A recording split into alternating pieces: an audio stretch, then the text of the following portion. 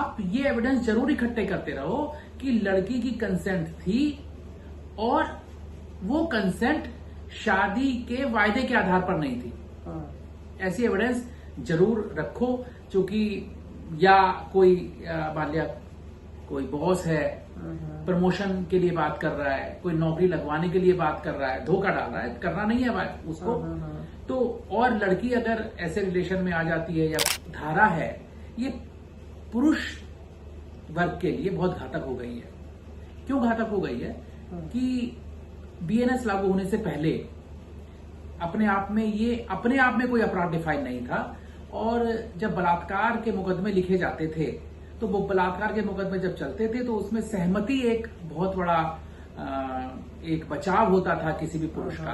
Consent कैसे कि शादी का वायदा किया, कंसेंट हो गया तो फिर अपराध में सजा पा जाओगे। ये बहुत जेंडर बायस कानून है, और अदालतों को इस सेक्शन 69 के मामले चूंकि अब आने लगे, जब से 1 जुलाई से लागू हुआ 2024 से 69 के मामले बढ़ गए, और जब 69 के मामले बढ़ गए तो ये अपराध एक ऐसा अपराध हो गया जो कि पुरुष के लिए बहुत घातक है। कि कंसेंट होने के बाद बहुत सारे कारण हो जाते हैं जिस कारण के आधार पर शादियां नहीं हो पाती, मर्जी से शारीरिक संबंध बनाती है, और बाद में जब उसको लगता है कि अब इस पुरुष से पैसा ऐंठना है, इस पुरुष के खिलाफ और कोई एक्शंस लेने हैं, तो फिर वो ब्लैकमेल करने के तौर पर इसको टूल बना लेती थी। आप सभी का न्याय के आज चैनल में फिर से स्वागत है। मैं दीक्षांतरी शर्मा। आप इस न्याय के आज चैनल में एक नया विषय लेकर आए हैं फिर से, जो कि पहले आईपीसी में 376 की डेफिनेशन में रेप को परिभाषित करता था, लेकिन अब जो बीएनएस में हमारे 69 सेक्शन में यही बातें की गई हैं, लेकिन उसके जो परसेंट कौन सा कुछ ज्यादा वाइड कर दिए गए हैं। तो उसके बारे में हम वकील साहब से बात करेंगे। बताइए वकील साहब, 69 सेक्शन जो बीएनएस का है उसमें क्या क्या नई बातें जोड़ी गई हैं? धारा 69 में ये कहा गया कि यदि कोई पुरुष किसी महिला से शादी का झूठा वायदा करता है और उससे शारीरिक संबंध बनाता है इस वायदे के आधार पे, और शादी नहीं करता है, तो यह एक अपने आप में अपराध होगा, और वह महिला ऐसे पुरुष के खिलाफ एफआईआर दर्ज करा सकती है जिसमें उस पुरुष को 10 साल तक की जेल और जुर्माना दोनों हो सकता है।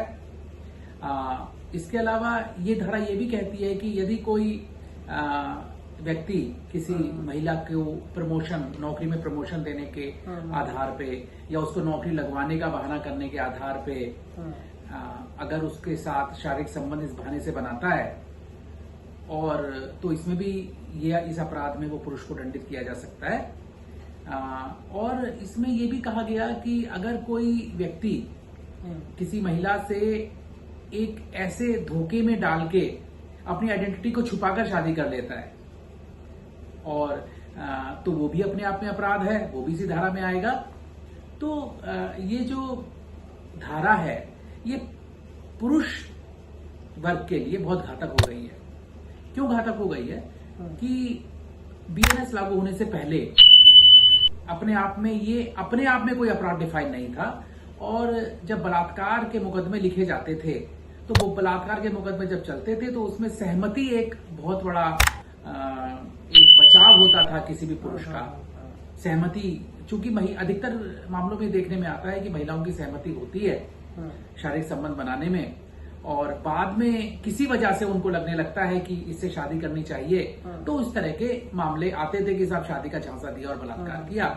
और जब न्यायालयों में ये मामले आने लगे, मैं आईपीसी की बात कर रहा हूँ, बीएनएस से पहले जब मामले न्यायालयों में आने लगे तो न्यायालयों ने अलग अलग रुख अख्तियार करना शुरू किया, और ये समझ में आ गया ऑनरेबल एपेक्स कोर्ट में और हाई कोर्ट में कि भाई ये कंसेंट होती है किसी लड़की की, कंसेंट होने के बाद बहुत सारे कारण हो जाते हैं जिस कारण के आधार पर शादियां नहीं हो पाती, मर्जी से शारीरिक संबंध बनाती है, और बाद में जब उसको लगता है कि अब इस पुरुष से पैसा ऐंठना है, इस पुरुष के खिलाफ और कोई एक्शंस लेने हैं, तो फिर वो ब्लैकमेल करने के तौर पर इसको टूल बना लेती थी, इस पे एफआईआर करा देती थी, और जब अदालतों में मुकदमे चलते थे, सहमति आती थी, तो और वो मुकदमे बरी होने लगे। जब वो मुकदमे पुरुषों के बरी होने लगे तो संसद ने जब बीएनएस बनाया तो बीएनएस में इसको एक स्पेसिफिक कानून बना दिया, और एक ऐसा अपराध बना दिया इस कानून को लाके कि जहां सहमति की आवश्यकता ही खत्म कर दी।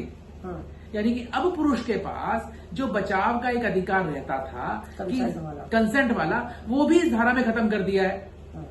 और ये कह दिया है कि साहब आपने शादी का वायदा किया, शादी करी नहीं, तो भाई अब आप सजा पाओ, 10 साल तक की सजा और जुर्माना हम आपको दे देंगे, ऐसी सजा दे देंगे। तो ये एक जेंडर बायस कानून है बीएनएस का सबसे बड़ा। जैसे कि कंसेंट का तो पहले मेजर और माइनर में था बैरियर, तो अब इसमें वो भी नहीं रहा। नहीं, माइनर के लिए तो पॉक्सो है ही, माइनर का तो कंसेंट का कोई सवाल ही नहीं पैदा। तो कंसेंट सब 18 साल से ऊपर वाली बात चलती है ना। 18 साल से ऊपर यदि कोई एक महिला है और उसकी कंसेंट की बात होती है, तो ये उन मामलों में है जहां लड़के और लड़की, जैसे बहुतायत में आजकल देखते हैं समाज में कि लड़के और लड़कियां आपस में शारीरिक संबंध बनाते हैं। लड़की की भी मर्जी होती है, लड़के की भी मर्जी होती है, और वो सालों साल चलते हैं।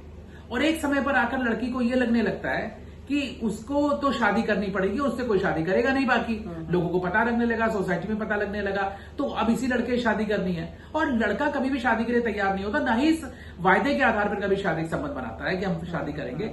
और ऐसी लड़कियां फिर एफआईआर लॉन्च जब करा देती हैं, तो कोर्ट ने देखना शुरू किया कि भाई शादी के झूठे वायदे के आधार पर कितने साल तक संबंध बनाए रहोगे, 1 महीना, 2 महीने, या 20 साल, या 10 साल, या 15 साल, या 4 साल, 6 साल। तो जब कोर्ट को लगा कि ये लड़की झूठ बोल रही है, इसका जो कंडक्ट है वो उसके एलिगेशन को साबित नहीं कर पा रहा है, तो कोर्ट ऐसे मामलों में छोड़ने लगा। लेकिन यहां छोड़ने वाली झंझट ही खत्म हो जाएगा 69 में। यहां तो कंसेंट है। कंसेंट कैसे कि शादी का वायदा किया, कंसेंट हो गया, तो फिर अपराध में सजा पा जाओगे। ये बहुत जेंडर बायस कानून है, और अदालतों को इस सेक्शन 69 के मामले चूंकि अब आने लगे, जब से 1 जुलाई से लागू हुआ 2024 से 69 के मामले बढ़ गए। और जब 69 के मामले बढ़ गए, तो ये अपराध एक ऐसा अपराध हो गया जो कि पुरुष के लिए बहुत घातक है। तो जैसे कि देखा गया है कि बहुत फेमस पर्सनैलिटीज होती हैं, उनके बारे में बहुत सारे चर्चा का विषय बन जाता है जी। समाचारों में भी पिछले कुछ समय पहले देखा गया था किसी नेता के खिलाफ इस तरह के एक्शन लिए गए। जी जी, तो वो सभी इसी तरह के दायरे में आएंगे। बिल्कुल आएंगे। जैसे फेमस पर्सनालिटी आप देखे होंगे, फिल्म के जो एक्टर्स होते हैं, फिल्म इंडस्ट्री के लोगों के खिलाफ बहुत लगते हैं ये आरोप। जो पॉलिटिशियन उनके खिलाफ आरोप लगते हैं, बिजनेसमैन के खिलाफ आरोप लगते हैं। क्योंकि आरोप लगाना बहुत आसान है, लेकिन आरोप को साबित करना बहुत मुश्किल है। पर यहां अगर आरोप लगा दिया कि फिजिकल रिलेशन रहे हमारे इस आदमी के साथ, और इसने नौकरी करने का बहाना करके कि नौकरी दिला दूंगा, नौकरी में प्रमोशन दिला दूंगा, साहब इसने अपनी आइडेंटिटी छिपाकर मुझसे शादी कर ली, ये आदमी नहीं, आइडेंटिटी गलत बता दी, शादी कर ली। और तो इस तरह के आरोप जब लगेंगे और एफआईआर होंगी, तो उसके परिणाम घातक होंगे। तो बहुत बचाव की जरूरत है। और इसमें मैं समझता हूं कि जो बचाव रहना चाहिए किसी भी पुरुष के लिए, किसी भी लड़के के लिए, कि उसको जो ऐसे मामले में अगर कहीं फंस गए हो, आ गए हो, किसी लड़के और लड़की आपस में मिल गए हैं, तो पहले तो यही कि ना करो तो बहुत अच्छी बात है भाई, ना ऐसे झंझट पालो। लेकिन अगर आपने ऐसे झंझट अपने मुकद्दर में लिखा लिए हैं, पाल लिए हैं, तो आप ये एविडेंस जरूर इकट्ठे करते रहो कि लड़की की कंसेंट थी, और वो कंसेंट शादी के वायदे के आधार पर नहीं थी। ऐसी एविडेंस जरूर रखो, क्योंकि या कोई मान लिया कोई बॉस है, प्रमोशन के लिए बात कर रहा है, कोई नौकरी लगवाने के लिए बात कर रहा है, धोखा डाल रहा है, करना नहीं है बात उसको। तो और लड़की अगर ऐसे रिलेशन में आ जाती है, या कोई महिला ऐसे फिजिकल रिलेशन में उस आदमी के साथ आ जाती है, तो ऐसे लोगों को ये सब एविडेंस इकट्ठी करनी चाहिए, प्रिजर्व रखनी चाहिए। क्योंकि आजकल इलेक्ट्रॉनिक जमाना है, इलेक्ट्रॉनिक एविडेंस का, मोबाइल्स का, मेल्स का, व्हाट्सएप का, चैटिंग का, फेसबुक का, ताम झाम के बहाने हैं एक, तो उसमें एक एविडेंस ऐसी कलेक्ट करके रखे जिससे साबित कर सके अगर एफआईआर हो जाती है कि साहब नहीं, ये लड़की झूठ बोल रही है, कंसेंट इसकी फ्री विल से थी, कंसेंट इन आधारों पर नहीं थी जैसा कि इसने आरोप लगाया है। चलिए, तो लड़के लड़कियों की तो बात अलग हो गई, और जैसे झूठे मामले, नौकरी का वादा करके या और बहुत सारे झूठे प्रॉमिस करके, तो क्या लगता है आपको इस तरह के मामले ज्यादातर झूठे पाए जाते हैं बाद में, या सच भी होते हैं इनमें? देखिए, और कितना रेशो है झूठे और सच का? हाँ, रेशो तो अपने अपने अनुभव के आधार पर आदमी बता सकता है। अगर मैं अपने इस एडवोकेसी के प्रोफेशन के अनुभव के आधार पर बताऊं, तो मैक्सिमम मामले, मतलब मैं कहूंगा कि 80 से 90% मामले बिल्कुल फर्जी होते हैं। हाँ। लड़कियां किसी और वजह से एफआईआर लिखाती हैं, उनको समाज में जिल्लत उठानी पड़ जाती है, माँ बाप को पता लग जाता है, शादियां कहीं हो नहीं पाती हैं। हाँ। और इन सब बातों पर जब उनको लगता है कि उनके लिए दिक्कतें हो गई हैं, और कई बार माँ बाप जानबूझकर एफआईआर लिखाते हैं, लड़की पर प्रेशर बनाते हैं कि एफआईआर लिखा, अब तो शादी में तुझे इसी लड़के से करेंगे, और वो लड़का तो करने को तैयार नहीं होता, ना उसके घर वाले तैयार होते हैं। तो ऐसे मामलों में एफआईआर लिखाई जाती है केवल शादी करने का प्रेशर बना के। तो मेरे पास हाल फिलहाल 2 केसेस ऐसे आए जिसमें यही दोनों एफआईआर इस तरह की हुई। 12-12 साल से 10-10 साल से रिलेशन में लड़की है, और उसके बाद लेकिन शादी का कभी वायदा किया नहीं लड़के ने, शादी के आधार पर नहीं था, अपने जरूरतों को पूरा करने के लिए वो एक साथ आए। और जैसे कि वो क्या चल रहा है आजकल रिलेशनशिप में रहना। हाँ, वही है साहब, वही है। तो आए, और आने के बाद फिर लड़के ने कहा भाई शादी तो नहीं हो पाएगी, और उसने लड़की ने के घर वालों ने जबरन उस लड़की से एफआईआर लिखा दी, और लड़की को भी लगा कि इससे बेहतर लड़का क्या मिलेगा, शादी तो कहीं होनी नहीं, अब तो पूरी बिरादरी में पता लग गया। तो उसने एफआईआर लिखाई। वो मामले चल रहे हैं मेरे पास। एक दूसरा मामला, उसमें अलग अलग बिरादरी के लोग थे, और घर वालों ने मना कर दिया। एक मामला आपके पास एक ऑफिस का भी चल रहा था कि मतलब एक ऑफिस के लड़के के खिलाफ ही एक ऑफिस की लड़की ने एफआईआर दर्ज करा दिया था। हाँ, वो भी चला। वो चलते रहते हैं इस तरह के मामले। तो उसमें मतलब क्या झूठ साबित हुआ था या सच? झूठ साबित हुआ, झूठी साबित हुआ, क्योंकि एफआईआर लिखाना अलग बात है, क्रॉस एग्जामिनेशन में जब लड़की आती है और जो एविडेंस लड़के लाते हैं, तो उस एविडेंस को फेस करना बहुत मुश्किल काम होता है लड़की के लिए। तो मैक्सिमम मामले तो फर्जी पाए गए, मेरी निगाह से तो फर्जी होते हैं। और हर एक वकील को जो इसमें महारत है, जिसको केसेस करने का जो करते हैं, एक्सपीरियंस लॉयर को और जजेस को, फाइल पढ़ेंगे तो फाइल पढ़ते ही समझ में आ जाता है कि मामला फर्जी है कि असली है। लेकिन मुकदमा चलता रहता है, प्रक्रियाएं अपनाई जाती रहती हैं, लड़की हैरेसमेंट करती रहती है। तो ये जब फर्जी मुकदमों से बचने के लिए सेक्शन 69 में अगर बचना है, क्योंकि सबसे आसान हो गया इसमें फंसाना, बचना है तो एविडेंस इकट्ठा रखो, प्रिजर्व रखो। पैसे की डिमांड को लेकर भी ज्यादातर बातें उठती हैं। हाँ, वो out of the court settlement होता है, लड़कियां बहुत पैसे लेती हैं। प्रेशर इसी वजह से बनाया जाता है, बिल्कुल, मतलब जिससे इनकी डिमांड पूरी हो सके। हाँ, ये भी वजह है। ये भी एक वजह है, बहुत सारी वजह है। जैसे शादी कहीं नहीं हो पाएगी, इससे करनी है, या फिर पैसा वसूल। शादीशुदा आदमियों के खिलाफ भी इस तरह के केसेस लगते हैं।